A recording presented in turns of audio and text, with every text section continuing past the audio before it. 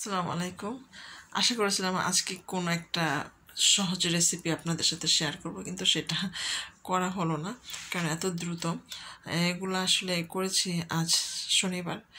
আলবি তো college of প্রায় 1 মাস, already 2 সপ্তাহ চলে গেছে, আরও 15 দিন আছে। ওদের একটা টেস্ট আছে সামনে, তো ওইটার প্রজেক্ট করার জন্য ওর ফ্রেন্ডরা আসছে। ওকে বলছিল যাওয়ার জন্য, তো যাইতে চায় না, বললো যে তোমরা আসো আমার বাসায় করি। আমাকে বলছে, তো আমি বলছি হ্যাঁ তুমি বলো ওদের বাসায় এসে তুমি করো প্রজেক্ট ওদের সাথে, কারণ আমার লিভিং রুমে প্রচুর জায়গা আছে।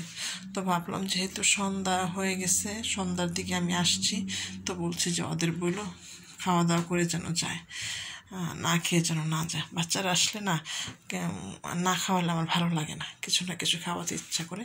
তো বলছি ডিনার করে তারপরে যাবা।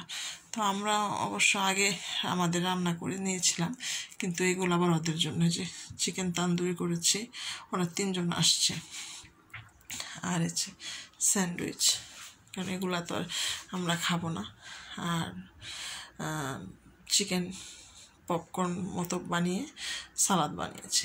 এগুলো এই বিদেশি আমেরিকান ওরা পছন্দ করে, ডিনারে লাঞ্চে এগুলোই বেশিরভাগ খায়। আর এই যে হোমমেড ফ্রেঞ্চ ফ্রাই, তো আমার ইচ্ছা ছিল যে স্যান্ডউইচটা আমি আপনাদের সাথে শেয়ার করব ঝটপট কীভাবে, কিন্তু ঝটপট মুখে বললেই তো হয় না, সম্ভব হয়ে ওঠেনি, তাই আর শেয়ার করা হলো না। তবে হ্যাঁ, কখনো ট্রাই করব ছোটোখাটো কোনো কিছু রেসিপি শেয়ার করতে, এই আর কি।